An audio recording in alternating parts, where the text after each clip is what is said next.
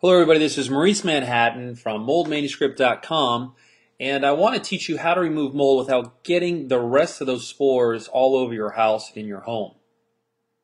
So the first thing you're going to need to understand is what you're going to need to get this all done. And mold remediation project is not a very difficult project. Although it is very expensive, there is possibilities that you can learn and tweak it so you can do it yourself.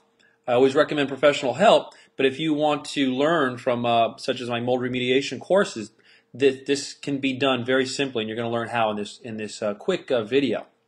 So the first thing you're going to want to look at is having visqueen. And visqueen is basically a very thick plastic which you can use to contain the area as well as dispose of some of the contents, which you're going to do in a little bit of the demo area when I get into that next step.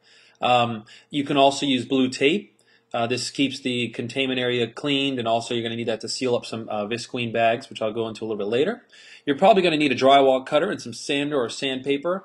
I don't recommend using an electric saw, which I'll get into later. Some protective gear, of course. You always want to protect yourself from mold, which is a NIOSH 95 mask, rubber gloves, and some protective eyewear. And if you feel like, you could even go a little bit further and get yourself the whole gear where you can buy yourself a little protective suit, which is not that expensive. The ones actually that you see with the Intel guys, it's like a white suit that covers you from head to toe. That's also recommended but not mandatory. And finally, an air HEPA filter, which is optional, and that basically is a filtration device which will, after you're done demoing the area or removing, let's say, a small area of the wall and there's some dust in the room, this HEPA filtration system, if there's any spores, this will suck into the filtration system and collect them. And last, you're going to need some garbage bags. So the first thing you want to do is assess the area, right? You have all your equipment. Let's see the area and how far does this problem stem from, and you want to develop a plan, procedures and protocols. Now don't get too concerned. Procedures and protocols are basically a step-by-step process of how far you're going to remove and if you're going to remove walls for that matter at all. It's not very difficult. It's just basically you want to set up an idea of how much remediation you want to go and get involved with. So the first thing you want to look at is how far does this problem stem from. You can do this by looking at, let's say, a bathroom area, for example. You want to see if there's any water stains on the baseboard. If there was let's say, a bathroom leak in the sink, that water has migrated onto the floor somehow. How far has it gone, let's say? Has it gone to the baseboards on the flooring? And if it has it gone behind the baseboards where it's now up the drywall? And how far has it gone up? How high from the flooring does this water stain or possible mold growth go from the floor? So this is how you assess the area. So what you want to do is you're going to want to see how bad the water damage is. If there's water damage or mold growth on maybe the sink cabinetry, that might be an item you're going to want to remove.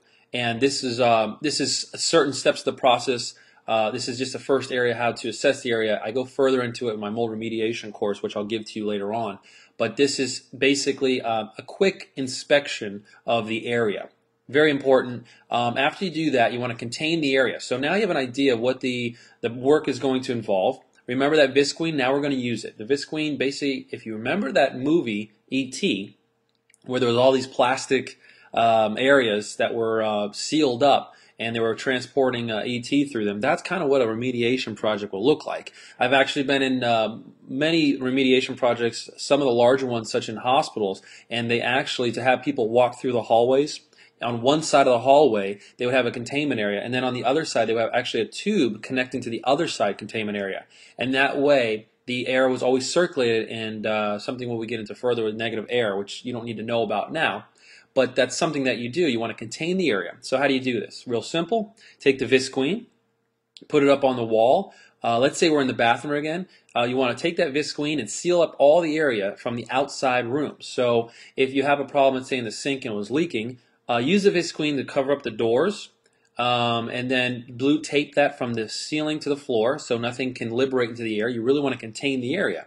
Also, a really important tip, that blue tape, if you have any AC vents, use it to seal up the AC vents. And this is because any spores that liberate can go into the AC system, and then it goes through your whole AC handler, and what you have then is a problem that not only started in your bathroom, that can also be liberated into the entire house because now mold's inside your AC handler.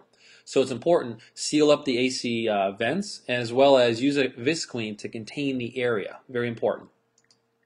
So once you contain the area, you're going to go ahead and start the demolition. Now, this is so important. Always check to make sure the electric is off and watch your plumbing, because one small cut can and will damage either your house or you very badly. So with that said, be careful. And now let's go ahead and look. Let's say we're going to need a drywall cutter, not electric saw, because the electric saw, you can seep right through the plumbing if you're not careful. Electric cutter, you're going to have to, at least when you feel something that's preventing you from cutting, it's either going to be a plumbing pipe or maybe a furring strip inside that wall or something you don't want to cut necessarily. So what you want to do is you're going to cut out any water damaged materials or mold materials. So you're going to visually inspect. Is there water damaged materials on the drywall, that floor in the bathroom, let's say? You're going to have to remove that, or you're going to have to use some organic product possibly to clean and prevent the mold. Okay, now this is important. This is a judgment call. I get more further how to do this in my mold inspection course, but this is a judgment call on your part to see really how far the water damage has gone. And by knowing how far it's gone, that's where you make a decision how much you cut. There's different situations, many different situations. I have protocols for different rooms, ceilings, furring strips, etc. that you can follow in my mold remediation course. But basically, they all follow the same protocols, and that involves basically you viewing the area, seeing how much water damage or visible mold is on the surface of the material, and then remove that material and to a certain extent so it's past the visible point of the moisture. And when you do this, you're going to open up the wall most likely, and then you're going to see some more things inside that wall. And there's a few protocols which you want to follow in there, but basically you want to make sure all this mold is gotten rid of. You got rid of all this mold, so it doesn't, when you seal it back up, it doesn't cause a problem in the future. So after you cut and remove all the bad material that has moisture stains or any mold amplification on it, you're going to want to go ahead and dispose these materials. And the proper way to dispose them is you get that heavy-duty garbage bag, and you put the materials in that garbage bag, and then you take the visqueen and actually double bag it with the visqueen, seal it up with the blue tape at the top, and you take that material and dump it outside into a dumpster, and that's how you dispose of the materials. Once you're done disposing all the materials, you're most likely going to have some dust. You want to clean the area with and make sure all that stuff is removed.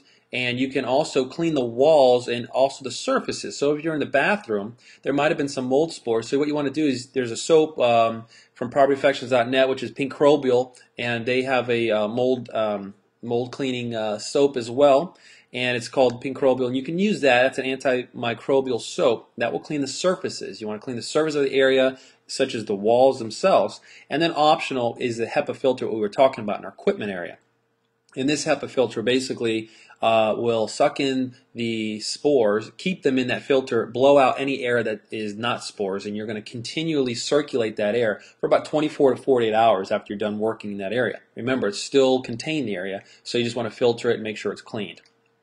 And once you're basically done doing that, you want to review the area, inspect it, make sure all is contained and cleaned. And review I have a mold remediation course at moldmanuscript.com that gives you exact protocols for each room. Very important stuff. And also you can review the mold inspection course, which I'll be giving away for free as well. So that's at moldmanuscript.com. But the most important part is you want to review all the protocols and procedures, make sure everything's clean before you seal everything back up. Because what's going to happen is a lot of the people will actually remove it, do everything perfect. They'll remove the drywall, but what happens is about a week or two later they seal it up, but they didn't really take care of what's going on inside the wall cavity, such as the furring strips. There might be mold growing on there. So be sure you follow the protocols. Moldmanuscript.com will definitely help you out with that. And to make sure all is correct, check out moldmanuscript.com. I have more information. I want to give you more of these additional courses. I have a course that actually talks about how to find mold at its source. It's an inspector course because you probably see the mold problem. But what I teach and what I train mold inspectors as well as mold remediation companies all around the United States is how to find the source of the problem, because we really need to fix that source of the problem. And I have a whole step-by-step process that also has protocols for each room. So when you go into a home, you know exactly where to look based on a room, if there's an AC in it, if you're in a garage, if you're in the bathroom, and what all the major sources of problems that could stem from creating mold. So that's really important. And also I have a remediation course that would probably supplement this very well, and it'll help you discover which rooms to look at, how to remove, how much should you remove drywall material or any other ceiling material, and exact protocols for each room again. So this is Maurice Manhattan. I hope you enjoyed this course. For more information, visit moldmanuscript.com, and I'll go ahead and give you some of these more free materials. I hope you enjoyed it, and good luck with your mold problem. Hey, this is Maurice Manhattan again. I set up a free course where you can go and download my mold inspection course as well as my mold remediation course entirely free.